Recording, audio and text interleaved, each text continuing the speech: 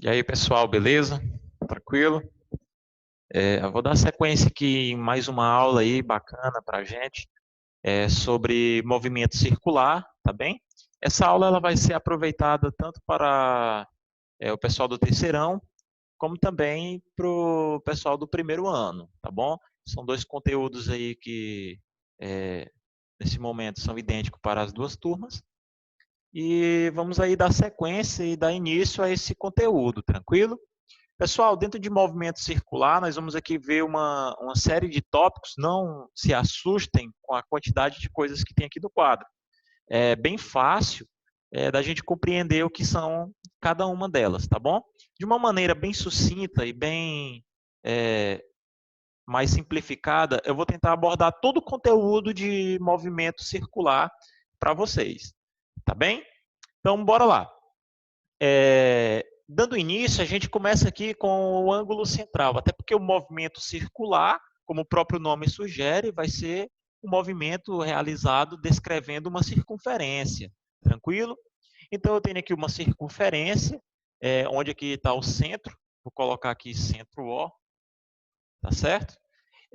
Pessoal, desse ponto aqui até esse ponto aqui, se ocorreu essa movimentação, esse deslocamento aqui, na verdade, essa trajetória, nós temos aqui um setor circular, tranquilo? Existe um comprimento aqui desse setor circular que nós vamos chamar de L. A distância do centro até a extremidade da circunferência é o nosso raio. Então, qual é a relação que eu tenho do ângulo central com o meu comprimento do setor circular e o raio? Vai ser basicamente isso aqui, pessoal. O meu ângulo central, ele é a razão do comprimento do meu setor circular pelo raio. Tranquilo?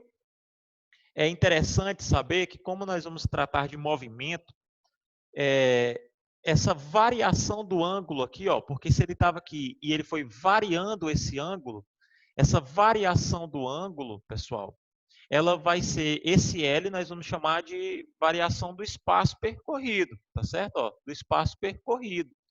Então, essa variação do espaço percorrido pelo R, a gente pode traduzir isso aqui para essa outra forma aqui, ó, onde eu tenho que o espaço percorrido é igual à variação do meu ângulo central vezes o raio da circunferência. Tranquilo? Pessoal, como nós estamos tratando aqui de ângulos, dentro do movimento circular, aparece a chamada velocidade angular. Está aqui, ó, a velocidade angular, pessoal, que é dada por esse ômega aqui, que é um W, ela vai ser o quê? Ela vai ser a variação que tem o ângulo, tá bom? A variação angular em um intervalo de tempo. É o quanto que vai ocorrer de variação angular em um determinado intervalo de tempo. Tranquilo? É, é interessante a gente saber, por exemplo, que os ângulos podem ser dados em graus ou em radianos, tá bom? Só botei essa observação aqui para quando a gente vai fazer aquelas conversões, a base da regra de 3 é essa aqui, ó. 180 graus é igual a π radiando. Tranquilo? Pessoal, qual é a relação que eu tenho da velocidade angular com a velocidade média? Aquela velocidade média que a gente conhece lá de movimento uniforme, do MU, que é espaço percorrido pelo tempo. A relação que nós temos com a velocidade média é que a velocidade angular vai ser o produto da velocidade angular pelo raio da circunferência, tá bom? Da curva em si. Tranquilo? Beleza? Já já eu volto aqui em aceleração centrípeta, já que a gente comenta sobre ela. Eu vou falar de algumas grandezas que está dentro desse tópico aqui, que é importante a gente ter conhecimento. Por exemplo, período. O que é o período, pessoal? Na teoria, o período é o tempo que o móvel, a partícula, o corpo em si, ele leva para fazer esse percurso completo. É o tempo que ele leva, por exemplo, está aqui, ele leva para descrever isso aqui, ó, o movimento completo, como é circular, uma circunferência. Então, o tempo que ele leva para fazer esse movimento todinho, saiu daqui, descreveu o movimento e chegou no ponto de partida, nós vamos chamar de período. Tranquilo? A fórmula para calcular o período ele é o inverso da frequência. Tá certo? A frequência é as rotações, pessoal. O período, a unidade de medida, ele é dado em segundos. Ou seja, como é o tempo que leva, então é dada em segundos. Beleza? O sistema internacional é dado em segundos. E a frequência, pessoal, é as rotações que ele leva para dar por segundo. Então, a unidade de medida de frequência é o Hertz. Tranquilo? Se o período é o inverso da frequência, a frequência é o inverso do período. Pronto. Precisa a gente bater muito cabeça com isso aí. Os vestibulares, eles cobram, teoria cobram, mas as questões são bem mais práticas, tá bom? As relações que nós vamos ter, tanto com a velocidade média e a velocidade angular, com essas duas grandezas aqui, ó. A velocidade média ela vai se relacionar com o período da seguinte forma. Eu tenho 2πr. O que é esse 2πr aqui, pessoal? É nada mais e nada menos do que o comprimento total de uma circunferência. Então, eu tenho aqui 2πr dividido pelo tempo. Velocidade média, né, o espaço percorrido dividido pelo tempo. Então, eu tenho aqui todo o espaço percorrido dividido pelo período. Então, essa aqui é a forma que se relaciona a velocidade média com o período. Tranquilo? Como o período é o inverso da frequência, ele se encontra aqui no denominador, e eu for substituir ele pela frequência, ela vai passar aqui multiplicando. Então, eu tenho que velocidade média é o comprimento da circunferência, ou seja, o espaço percorrido multiplicado pela frequência. Tranquilo? Observa que a velocidade angular, eu não tenho a variável do raio. O raio não aparece aqui, ó. Então, a velocidade angular, ela vai ser exatamente essa variação aqui, ó. Esse comprimento aqui de 2π, por quê? Porque 2π, pessoal, uma volta completa é quantos graus? 360 graus. Se 180 graus equivale a π radiando, 360, 2π. Então, 360 dividido pelo período. Se eu substituir o período pela frequência, eu vou ter essa condição. Velocidade angular é igual a 2πf. Então, o que vai diferenciar uma fórmula da outra é que na velocidade média eu tenho o raio. O raio aparece. Na velocidade angular, eu não tenho o raio. O raio não aparece. Tranquilo? Existem algumas associações de polias. Ela por correia, tá bom? Ou aquelas engrenagens que vai funcionar com o mesmo princípio dessa daqui. E ela pelo eixo. Como se eu tivesse, por exemplo, uma polia aqui, um eixo passando e eu conectando uma outra polia lá atrás. Beleza? Qual que vai ser o comportamento, por exemplo, das velocidades nessas duas situações aqui? Ó. É importante a gente observar aqui que essa polia maior aqui, pessoal, e essa polia menor aqui, a velocidade média entre elas vai ser a mesma, vai ser igual, tá bom? Porque o que vai fazer com que elas se desloquem, ou elas girem em torno desse eixo aqui, ó, é essa correia. Então, a velocidade da correia aqui é que vai determinar o giro delas aqui, tranquilo? Por isso que a velocidade média delas vai ser igual. É interessante que a velocidade angular aqui já não é a mesma. Por quê? Porque, essa daqui, quando ela está girando, vamos supor que o ângulo dela que está variando aqui, ela não vai variar a angulação aqui da mesma forma que essa menorzinha aqui, ó. Essa menorzinha aqui, para ela, o período dela, em relação a essa daqui, vai ser menor. Observem que essa aqui, para dar um giro completo, ela é rapidinho. Ó, o tempo é menor. Essa aqui, ela leva um tempo maior para dar uma volta completa. Então, o período dessa aqui é maior. Então, o que é que acontece? Diante dessa ótica aí, dessa percepção, a gente vê que a velocidade angular, nesse caso aqui, ela não vai ser a mesma. Diferente dessa condição, quando é polias conectadas no eixo.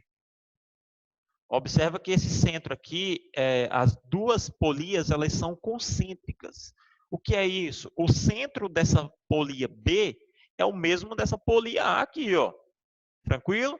Pessoal, se eu marco um ponto bem aqui, ó, um ponto X, e outro ponto aqui, e elas girarem, esse ponto aqui vai girar junto. Ou seja, a variação angular aqui é a mesma. Ou seja, a minha velocidade angular é igual tanto para A como para B. Agora, a diferença está na velocidade média. A velocidade média dessa polia A aqui vai ser maior em relação a essa polia B. Isso aqui é tão interessante porque, por exemplo, cai algumas questões que nem eu marquei aqui, esses 2x. Aí vamos supor que é um disco de vinil. Aqui é a partezinha amareladinha do disco, aquela parte onde a agulha faz a leitura para tocar a música. Aí pergunta-se, em quais dos pontos no disco de vinil a velocidade média ela é maior? Nesse ponto mais interno ou no ponto mais externo? A resposta correta seria aquela que tivesse no ponto mais externo. Pessoal, sempre na extremidade, a velocidade média ela tende a ser maior. Tranquilo? Quanto mais próxima do centro, menor é a velocidade média. Então, numa pista de atletismo, quando você vai fazer aquela volta na curva, geralmente tem aquela curva, o corredor que está na parte mais externa, ele tem que empregar uma velocidade maior para ele não perder para o que está dentro da volta da raia mais interna. Então, isso aí justifica, às vezes, até o porquê e o motivo das lagardas, perdão, das largadas, elas ficarem assim meio que na diagonal. Quando você vê tem um cara aqui mais atrás, ó, o cara que está na raia interna, ele fica mais atrás, mais recuado. E nas raias externas, eles vão ficando mais à frente. Não quer dizer que eles estão tendo vantagem, isso aí é para compensar nessa situação da velocidade média. Tranquilo? Beleza? E para finalizar essa parte de movimento circular, falar aqui de aceleração centrípeta, que a aceleração centrípeta é aquela aceleração responsável por fazer o objeto ele fazer esse movimento aqui, ó. Tranquilo? Sabemos que existe, né, a força centrípeta que age e atua sobre essa situação. Quero que fique para vocês aqui essa relação da fórmula, tá bom? Nós temos basicamente aí, ó, deixar aqui para vocês aqui ficar mais fácil a visualização, tranquilo? Quiser fazer o print de tela aí para vocês anotar aí no caderninho de vocês e tal. Beleza? Tudo tranquilo? A aceleração centrípeta, pessoal, ela é uma aceleração aí que é derivada de uma decomposição de vetores, tá bom? Então, a aceleração tangencial e a aceleração que tende a puxar ela para o centro da circunferência. A decomposição vetorial gera para a gente aceleração centrípeta. Isso aí não vem ao caso aqui, porque eu quero que vocês gravem que a aceleração centrípeta é velocidade ao quadrado dividido pelo raio. Professor, e se eu não quiser utilizar a velocidade média e eu quiser utilizar a velocidade angular? Então, a gente tem a relação da velocidade angular. Velocidade angular ao quadrado vezes o raio, tá bom? São fórmulas bem simples, eu até costumo chamar essa aqui de fórmulas portáteis, que são pequenas fórmulas que vocês não devem esquecer. São pequenas fórmulas que quando a gente chega lá no vestibular, elas é que vão dar o diferencial. O que faz você ter a bagagem, além do conteúdo teórico, é você carregar consigo, para dentro das disciplinas de exata, principalmente dentro da física, essas fórmulas com vocês, tá certo? Essas pequenas fórmulas que é fácil de gravar. Fórmula de guardar no bolso mesmo, fórmula de bolso, fórmula prática. Isso aqui vai lhe salvar em muitas questões, tá bom? Pessoal, é basicamente isso aqui, movimento circular, basicamente, tá bom? Na resolução dos exercícios, eu sempre costumo falar isso. A física, você entende a teoria e impõe na prática na hora de fazer os exercícios. A gente não vai fazer experimento laboratorial, até porque isso não é o foco da nossa disciplina de física, tá bom? Se tivesse como fazer experimentos, bom, mas não é o caso, tranquilo? Façam os exercícios, pratiquem os exercícios, tentem resolver. Eu vou tentar gravar um vídeo para vocês da resolução dos exercícios, tá bom? Tanto do primeiro ano como do terceiro ano, terceirão. Beleza? E aí a gente vai vendo aí na prática como é que vai se encaixando e como é que funciona o raciocínio disso aqui tudo. Tá bom? Então, um abraço, fiquem com Deus, uma aula bem curta mesmo, tá bom? Eu quero que vocês se dediquem ao máximo aos estudos de vocês. Eu estou aqui para ajudar, me disponibilizando. Qualquer dúvida, sala online lá eu estou à disposição. Pode chamar no PV ou marca com arrobas em lá. Às vezes, devido às falhas de conexões aí, a gente acaba demorando para entrar em contato. Mas na medida do possível, vamos tentar sanar todas as dúvidas e ajudar a todos. Dedo ré estranho. Fiquem com Deus, pessoal. Até a próxima.